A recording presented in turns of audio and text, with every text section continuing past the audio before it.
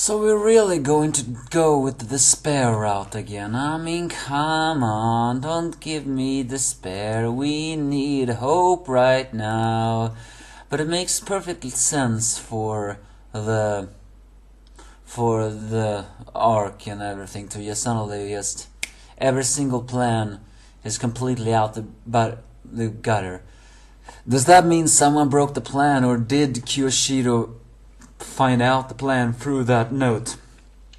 Well, either way, I have a feeling like everything is now lost. The angry anime fan, the despair reviewer. This is chapter 936 of One Piece. First of all, a cover page that details of Wanse and Aokichi and Aokichi freezes ramen. I haven't seen that disgusting once in a long time. Either way, Raisu wonders if it really is Kawamatsu. It's in the fact, but he says he's chained up so he cannot show his face. So why am I actually getting the feeling that that might not be Kawamatsu after all? Well, it's clearly someone. He says he has eaten rotten fish for 13 days, but they said they feed him poisonous fish for 13 years. So either way, that probably includes that he was captured 13 years ago, not 20. So they tell Raisu tells when the final plan is, but ask Raisu to get him out of there. However, he doesn't pay attention to it that someone begins to pull the cart, therefore exposing him.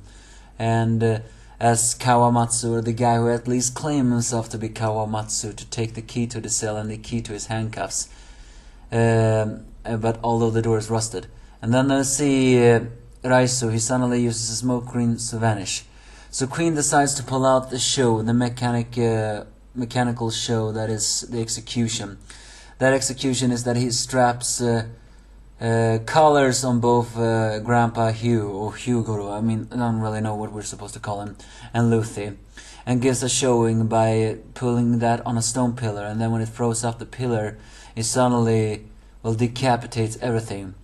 It's revealed that talons will fly out from the collar and the head will blow up in an instant. In a way, very similar to that what the Celestial Dragons had, although I think they had bombs. This seems a little bit more like decapitation, although maybe it is the same thing as it. Will probably explain how all their slaves couldn't survive anyway. And I guess that is also made of kairoseki, or maybe it's not kairoseki, but it is designed to not be taken off by own power.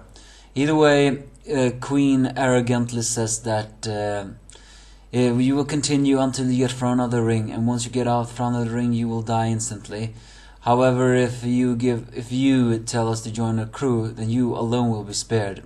Straw Hat, meaning he has no intention of sparing Grandpa Hugh. But then suddenly he decides to be a little honorable and actually takes off the handcuffs, also, which makes Raisu's situation a little bit more complicated, because, well, he said he got the key to Luffy's handcuffs, but now suddenly they had the keys to his handcuffs and now he's free. Or is it very possible that Raisu has Kitto's handcuffs? Wouldn't that be ironic? So either way, with that, Luffy now has the explosive collar, but he is now free, which you know what that means. And he's ready for the sumo matches as the guards just appear. Because this is not a traditional sumo match, this is actually a match of unfairness. That although the only reason why he takes off the handcuffs is that because this is a sumo match with weapons and stuff, meaning that the guards have to do everything else. As they all scream for glory and who will defy the prisoners, Luffy gives off his Haoshiku no Haki and knocks out every single guard that charged just against him. And he boastfully says, "Who's next? That wasn't even a warm-up." That, I have to admit, that was very satisfying. Elsewhere, Kawamatsu seems amused by what he is saying, and saying to Luffy Tar to not make Hyugaro die, as he laughs with kappa papa pa. But the rest, however, is just full of only despair, as Hawkins and Draco has somehow found the bathhouse. While Drake waits outside, Hawkins goes inside the bathroom. I guess that means that Hawkins is pretty immune to female charm. So it also seems to imply that Sanji really did defeat Page 1, but I guess I don't know. Either way, Hawkins says to girls or men to line up because and they need to see their feet, because anyone who has a worn crescent moon on their ankle will get arrested, possibly implying that well, you know, that they have somehow find out the truth about the rebellion. And I'm just saying, what the hell? Not again! Every single time it happens like this. A plan that is planning, and then just like that it goes down the drain. Big Mom's assassination, the Dressrosas planning with the grape, everything, and now they even know about the ankle. Well, so much for the rebellion. But then Hawkins sees the eye that hides behind Shinobu and says to come out. As they're ready to do anything else, Nami suddenly appears. However, it's not exactly known if she does this willingly or if that's by accident. However, her towel falls off, and a very big happiness punch for everyone as they all see her naked, and even the woman gets immense nosebleed. But no one gets more nosebleed than the guy hiding in the bathhouse. Yes, that is Sanji in his stealth black costume. Oh, Sanji, you pervert. You never change, do you?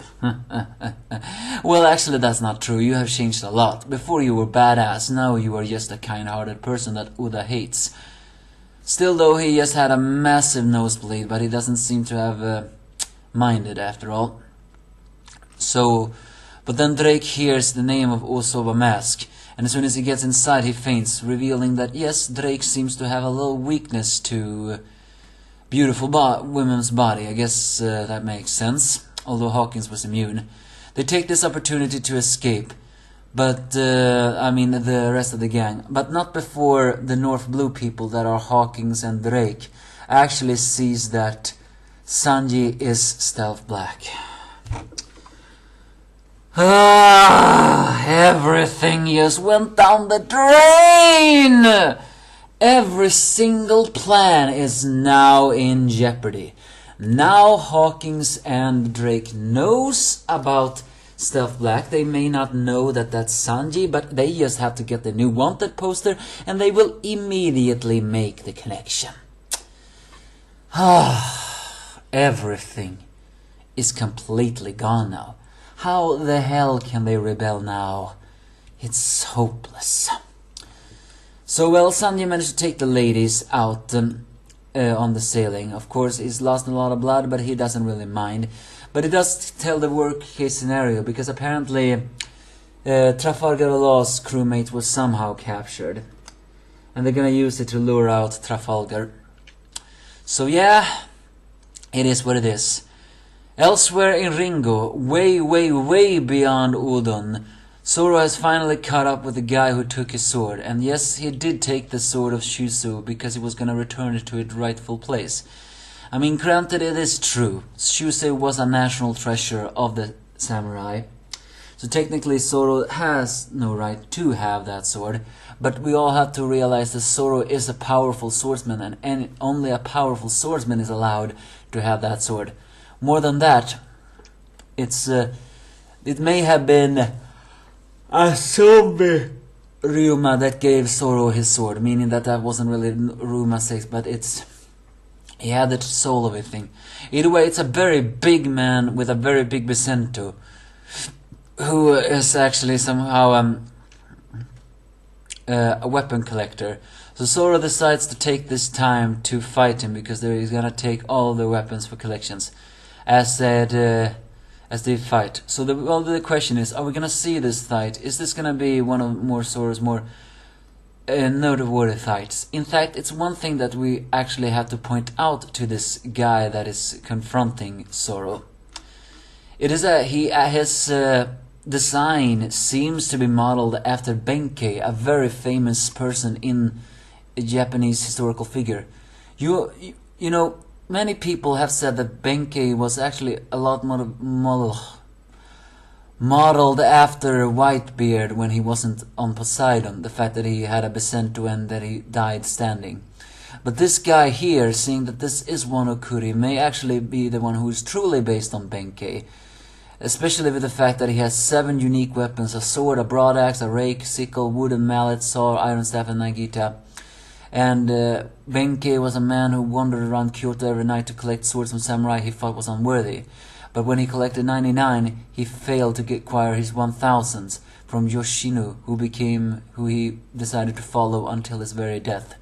So is this meant to imply that Zoro is gonna defeat him, and through that he's gonna have a new respect for Zoro, and then they're gonna have a powerful ally?